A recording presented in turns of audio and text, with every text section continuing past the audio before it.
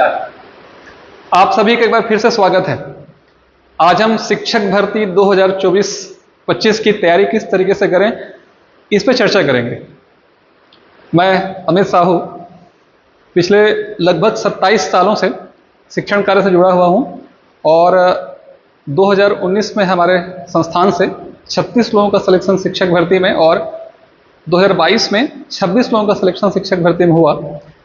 इस वास्ते हमारे विद्यार्थियों ने जो सफलता प्राप्त की, उसके अनुभव को मैं आपको शेयर करना चाहता हूं।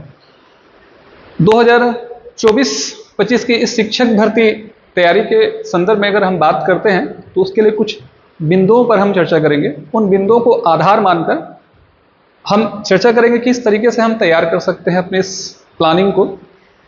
प्लानिंग, आपका टाइम टेबल क्या होना चाहिए, विषय, निरंतरता, सिलेबस और कॉन्फिडेंस लेवल, ये आपको आपकी सफलता तक पहुंचाने के सबसे बड़े माध्यम हैं। इन बिंदुओं पर जब मैं चर्चा करूंगा तो उस चर्चा को आयाम देने के लिए जो सबसे पहला बिंदु होगा हमारा, वो होगा सिलेबस। देखिए, अगर आप एक महत्वपूर्ण बिंदु पर चर्चा करना मैं भूल ही गया। आज की इस वीडियो में हम सहायक शिक्षक यानी कक्षा पहली से 5वीं तक के बच्चों को पढ़ाने के लिए जो वैकेंसीज आने वाली है उस पर चर्चा करेंगे। जो नेक्स्ट वीडियो आएगी उस पर हम शिक्षक भर्ती की तैयारी कैसे करें उससे भी जरूर चर्चा होगी। अगर हम सहायक शिक्षक की बात करते हैं तो सबसे पहले आपका ध्यान सिलेबस पर होना चाहिए। जिन बिंदुओं पर हम चर्चा करने वाले हैं उसमें सबसे महत्वपूर्ण हिस्सा है हमारा सिलेबस। क्लियर होना चाहिए कि शिक्षण शास्त्र से 30 मार्क्स का, हिंदी से 25 का, अंग्रेजी से 25 का, गणित से 30, पर्यावरण 20, कंप्यूटर 10 और सामान्य ज्ञान पर 10 अंक का क्वेश्चन आना है। देखिए, सबसे इंपॉर्टेंट चीज हमारे लिए यहां ध्यान रखिएगा, इस बात को आप ऐसे समझ लीजिए, जो सिलेबस सहायक शिक्षक के लिए हमको दिया गया है उसे हम 2 भाग में तोड़ते हैं।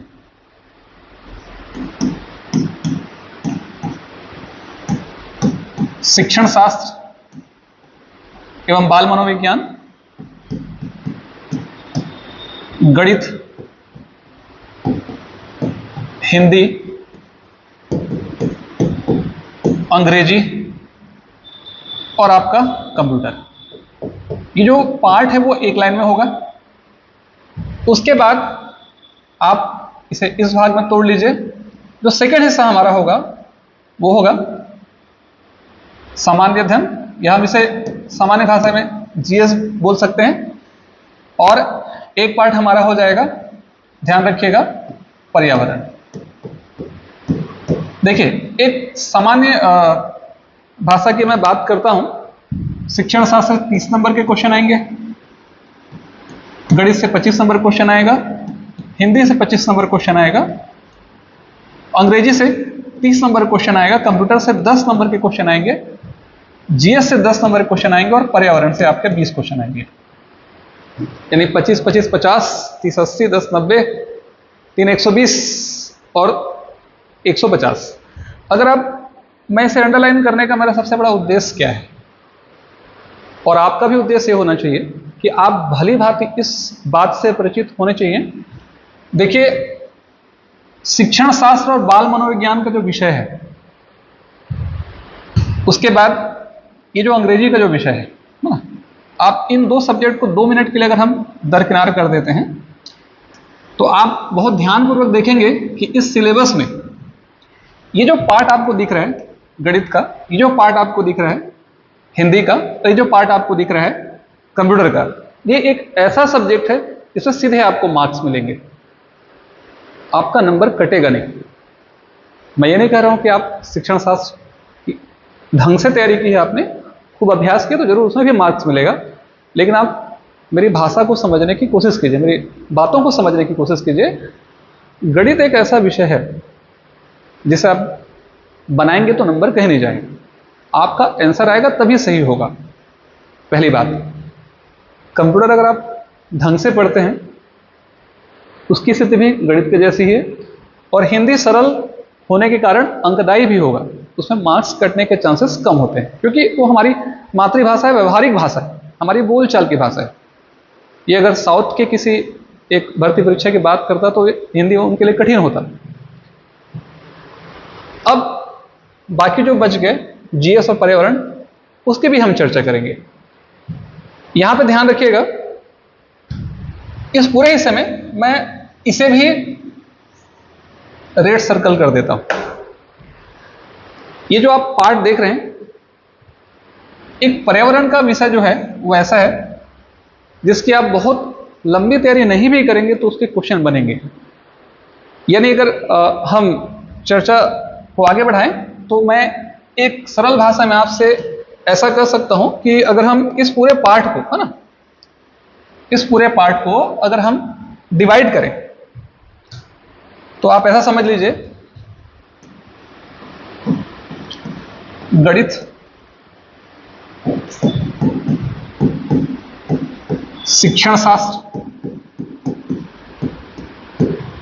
हिंदी, अंग्रेजी और एक कंप्यूटर। ये जो इतने सब्जेक्ट हैं, इतने जो सब्जेक्ट हैं, आपकी प्लानिंग पहले इन पांचों सब्जेक्ट को क्लियर करने की होनी चाहिए। इन पांचों सब्जेक्ट पर हम पहले फोकस करेंगे। अब बच गया हमारा एक पर्यावरण।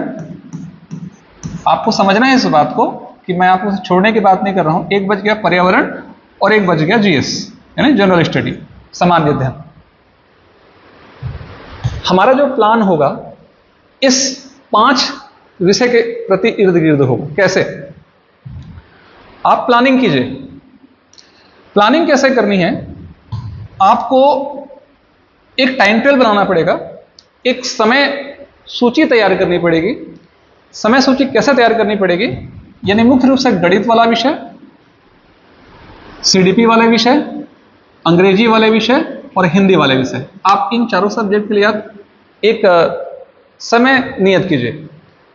मैं मान के चलता हूं कि शिक्षक भर्ती की तैयारी के लिए कम से कम 6 घंटे की तैयारी रेगुलर होनी चाहिए।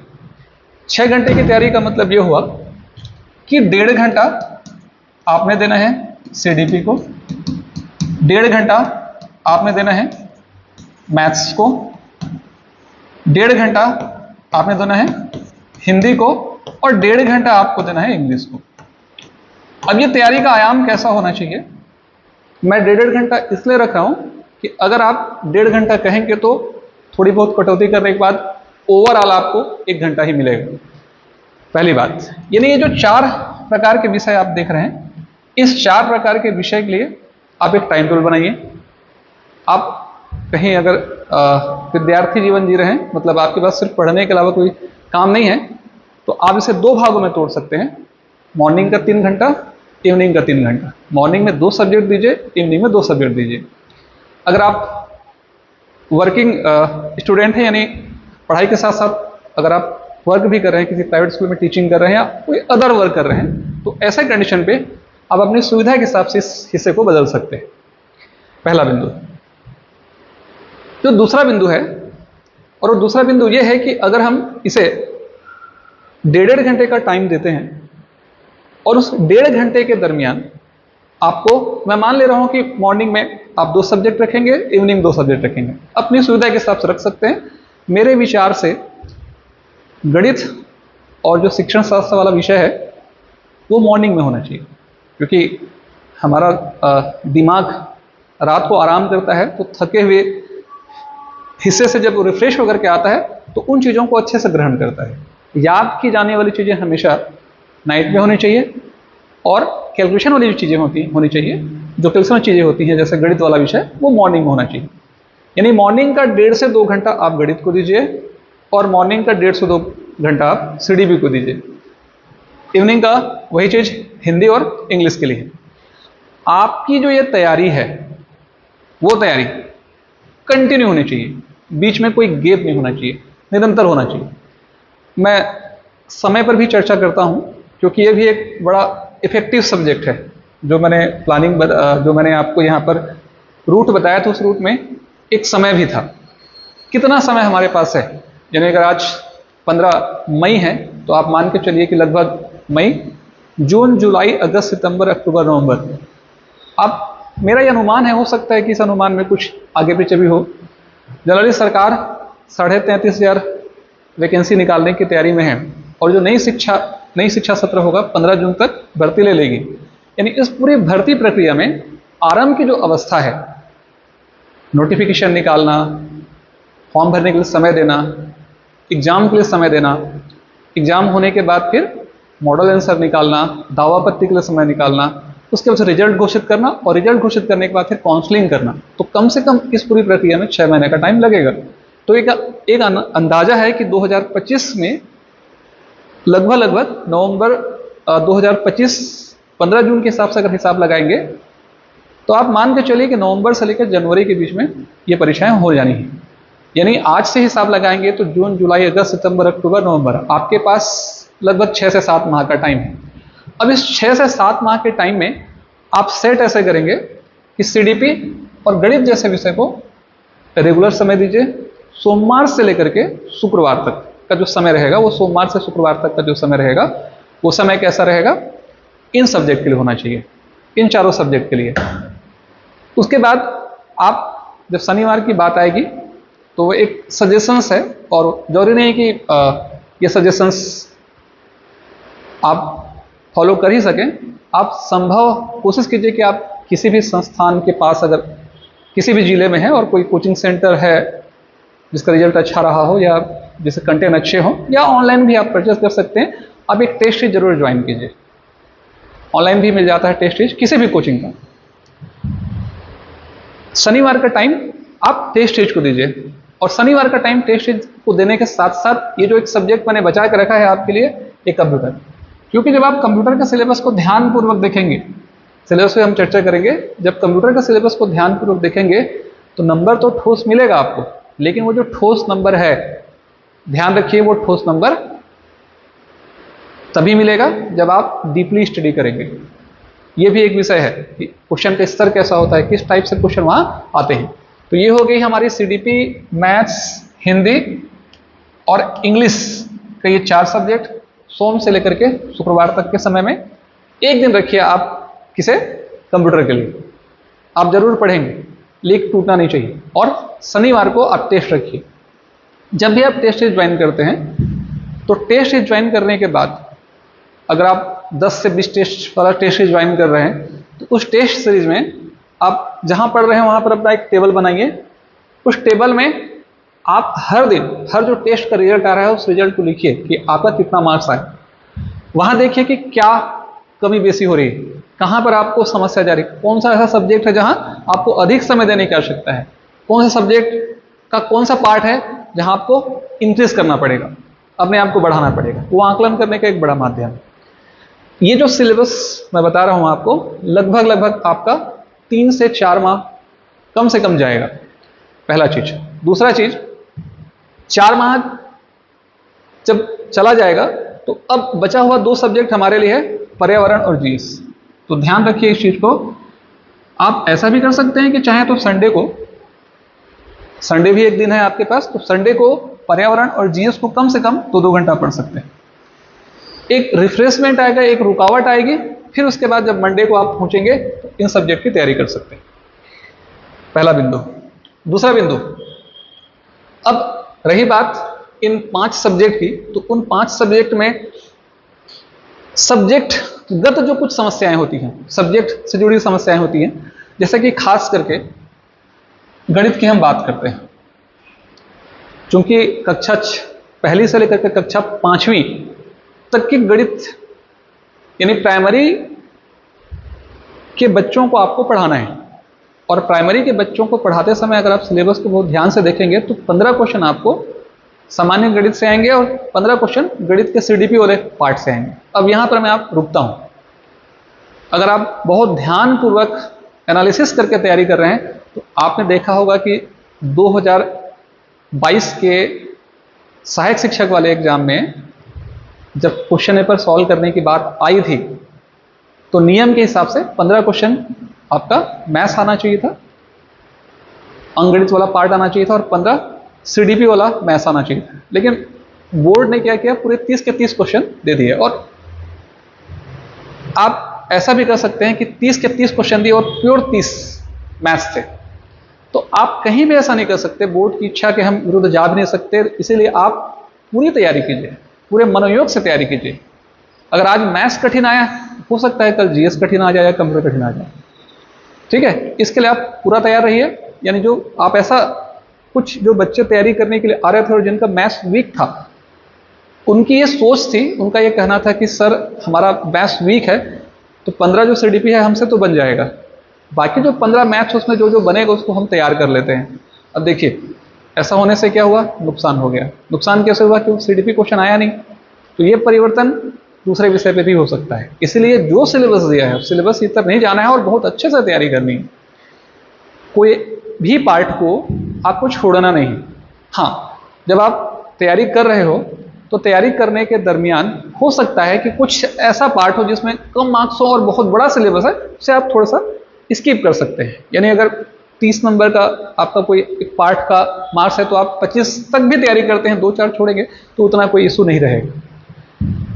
गणित की तैयारी कैसे करेंगे? गणित की तैयारी करने का सबसे बढ़िया तरीका है, आपको अधिक से अधिक अभ्यास करना पड़ेगा। सिलेबस क्लियर होना चाहिए। जैसे मान लेता हूं कि मैं औसत, आप एक अध्याय पढ़ रहे हैं, तो औसत का जो आरंभिक हिस्सा है, औसत क्या होता है, औसत के फार्मूले क्या हैं, औसत से जुड़े हुए सरल से लेकर के कठिन क्वेश्चन, ये आप सबसे बनने चाहिए, सारे बनने चाहिए। पहला बिंदु। दूसरा बिंदु, मैंने पिछले वीडियो जो मैंने सीजी टेट की तैयारी कैसे करें वो बनाया था, उसमें मैंने इस चीज़ को बोला भी था। इस चीज़ को अगर आपने पुराना वीडियो देखा होगा तो समझा होगा कि आपके पास एक अनसॉल्व का होना बहुत आवश्यक है। अगर आपके पास एक अनसॉल्व नहीं है तो समस्या हो सकती है। आप एक अनसॉल्व लीजिए। पिछले जितने भी एग्जाम, चूंकि 2 ही एग्जाम हुए हैं, उस एग्जाम में आए हुए क्वेश्चन की प्रकृति, और चूंकि सीजी टेट इससे जुड़ा हुआ हिस्सा है तो सीजी टेट में भी आए हुए 10 साल के क्वेश्चन की प्रकृति को आप देखिए, उसके अनुरूप तैयारी कीजिए कि किस स्तर का क्वेश्चन आ रहा है। अनसॉल्व आपके पास जरूर हो। पहला चीज, सिलेबस से इतर नहीं जाना है। और बनाना कैसे है, अभ्यास करना है अधिक से अधिक। यानी औसत वाला चैप्टर आपने लिया तो हर वैरायटी क्वेश्चन जो पिछले, सिर्फ आपको सीजी टेट या शिक्षक भर्ती का ही अनसॉल्व नहीं, बल्कि व्यापम और पीएससी की आने वाली दूसरी भर्ती परीक्षाओं का अनसॉल्व भी आपके पास होना चाहिए। और वहां से भी औसत के आप सवाल बनाइए। केवल 2 एग्जाम से मतलब नहीं है, वहां से भी आप क्वेश्चन लीजिए और वहां से भी क्या कीजिए, क्वेश्चन सॉल्व कीजिए। ठीक है, अधिक से अधिक अभ्यास कीजिए। कम से कम एक अध्याय में आप 40 से 50 महत्वपूर्ण प्रश्नों को हल कीजिए, बार बार हल कीजिए, बार बार बनाइए। अगर मैथ्स कठिन है तो आपके लिए, क्योंकि यही एक ऐसा सब्जेक्ट है जो आपको सबसे अधिक मार्क्स दिलाएगा और सबसे मेन पार्ट पूरे हिस्से का मेरे हिसाब से ये है। उसके बाद हम अगर शिक्षण शास्त्र की बात करते हैं तो शिक्षण शास्त्र की तैयारी करने के लिए आपको विषय की गहराई में जाना पड़ेगा। सतही तौर पर आप तैयार नहीं कर सकते, आपको विषय की गहराई में जाना पड़ेगा, डीप तैयारी करनी पड़ेगी। मतलब आपका जो सिलेबस है, मैंने आपको बताया था कि प्रतियोगिता साहित्य की एक बुक आती है, आप उसे रख लीजिए, अनसॉल्व रख लीजिए। और जो भी आपने बीएड में तैयारी की है और मार्केट में और भी अगर कोई बुक वगैरह है, 1 टाइम इन्वेस्टमेंट है, ठीक है, पैसे से डरिए मत। 1-2 पुस्तक और रखिए जो भी मार्केट में अच्छी बुक है, और 2-3 पुस्तकों को मिला करके पढ़िए। जो सिलेबस दिया है सिलेबस को रखिए सामने, पूरा डिटेल से कहानी की तरह पढ़िए, खत्म कीजिए, 1 बार 2 बार खत्म कीजिए। उसके बाद फिर आप टेस्ट सीरीज ज्वाइन किए ही, टेस्ट सीरीज ज्वाइन कीजिए। अगर और कुछ कमी हो रही है तो यूट्यूब और गूगल, ये 2 बहुत बड़े हमारे पास साधन है, आप इनका यूज़ कर सकते हैं। आप गूगल में कुछ टाइप करेंगे तो बहुत सारे जानकारी के स्रोत मिल जाएंगे, यूट्यूब में जाए सर्च करेंगे बहुत सारी जानकारी के स्रोत मिल जाएंगे। तो वहाँ से आपको डिटेल से पढ़ना पड़ेगा, आपको शिक्षण शास्त्र और बाल मनोविज्ञान को। उसके बाद जो तीसरा हिस्सा आता है हमारा, वो है हिंदी। तो हिंदी सरल जरूर लगता है, लेकिन ग्रामर को अगर आप ध्यान नहीं देंगे तो वहाँ मार्क्स कट सकते हैं। और हिंदी एक ऐसा सब्जेक्ट है जिसमें कम पढ़ के अधिक मार्क्स लाया जा सकता है, इसलिए इसको आप उपेक्षा नहीं कर सकते हैं। हिंदी को डिटेल पढ़िए, बहुत सारी पुस्तकें आती हैं हिंदी की, पुरानी वीडियो बनाई है मैंने, वहाँ देख सकते हैं। हो सके तो एक बुक लिस्ट के लिए, शिक्षक भर्ती के लिए एक वीडियो और बना दूंगा मैं। हिंदी को पढ़िए, आप पहले बेसिक क्लियर कीजिए, फिर लुसेंट की पुस्तक लेकर के प्रैक्टिस कीजिए, ठीक है। साथ ही साथ अंग्रेजी की जब बात आती है तो सबसे जो खतरनाक हिस्सा होता है इस पूरे सब्जेक्ट में, आप गणित तो बना भी लेंगे, सबसे खतरनाक अगर मेरे हिसाब से हम छत्तीसगढ़ के लोगों के लिए अगर देखा जाए तो वो है अंग्रेजी। और अंग्रेजी का सिलेबस ऐसा नहीं है कि आपको केवल ग्रामर पूछ रहे हैं, पेडागॉजी पूछेगा इसमें, अनसीन पैसेज पूछेगा इसमें। जो सिलेबस आपको दिया गया है पेडागॉजी और अनसीन पैसेज वगैरह का, उन सब को पढ़ने से पहले आप पहले ग्रामर पढ़िए। जब तक आपको आपका ग्रामर नॉलेज अच्छा नहीं रहेगा तब तक उसे आप अच्छे से नहीं कर पाएंगे। तो आपको ग्रामर का बेसिक नॉलेज, भले उसमें ग्रामर 4-5 का नंबर का लिखा है, लेकिन ग्रामर एकदम क्लियर होना चाहिए हर चीज। तो ग्रामर को पहले पूरा कीजिए, ग्रामर को पूरा करने के बाद फिर पैसेज और उसको सॉल्व कीजिए। और मैं अंग्रेजी को स्ट्रॉन्ग करने का एक सबसे बढ़िया तरीका बता रहा हूं कि आप सीटेट के अनसॉल्व भी रखिए। केंद्रीय विद्यालय जब एग्जाम लेता है तो उसके भी अनसॉल्व आपको मिल जाएंगे। सीटेट, केंद्रीय विद्यालय, शिक्षक भर्ती और सीजीटेट, ये जो 4 प्रकार की जो परीक्षाएं हैं, क्योंकि व्यापम की दूसरी भर्ती परीक्षाओं में शिक्षक भर्ती के लिए जो इंग्लिश है उस पैटर्न पे क्वेश्चन नहीं आता है। तो इसीलिए आप जो मैंने एग्जाम्स बताए उन एग्जाम्स के अनसॉल्व रखिए और उसमें के अधिक से अधिक अनसीन पैसेज और टीचिंग एबिलिटी वाले जो क्वेश्चन हैं अधिक से अधिक सॉल्व कीजिए। शुरू में नहीं बनेंगे फिर भी सॉल्व कीजिए, सॉल्व कीजिए, सॉल्यूशन देखिए, सॉल्व कीजिए, सॉल्यूशन देखिए। जितना अधिक से अधिक आप अभ्यास करेंगे अंग्रेजी में उतना अधिक आप वहां आगे आ पाएंगे। मान के चलिए इस चीज को कि जो सब्जेक्ट जितना कठिन होगा वो आपको उतना अधिक आगे ले जाए, क्योंकि कठिन वाला हिस्सा सामान्य व्यक्ति से बनेगा नहीं, और वो अगर आपसे अगर अच्छा है तो आप उसे अचीव कर सकते हैं। अंग्रेजी के बाद कंप्यूटर, मैं पहले बोल चुका हूं, समझा चुका हूं कि कंप्यूटर की उपेक्षा मत कीजिएगा। 10 नंबर का कंप्यूटर है और बहुत कीमती है। ये भी एकदम गणित के जैसा है, विज्ञान ही है कंप्यूटर। आप डिटेल से पढ़िए, जो सिलेबस दिया है उसको पकड़िए। अगर आपको बोलता है प्रिंटर क्या है, इंकजेट प्रिंटर क्या होता है, थर्मल प्रिंटर क्या होता है, जितने भी जो टाइप वगैरह हैं उसको पूरा डिटेल से आप यूट्यूब में सर्च कीजिए प्रिंटर, गूगल में सर्च कीजिए प्रिंटर, जो बुक है उससे उसको पकड़िए तो पूरा डिटेल छान मारिए। और डिटेल छान मारने के साथ साथ उसका ऑब्जेक्टिव क्वेश्चन आपको लगाना बहुत ज़्यादा जरूरी है। ठीक है।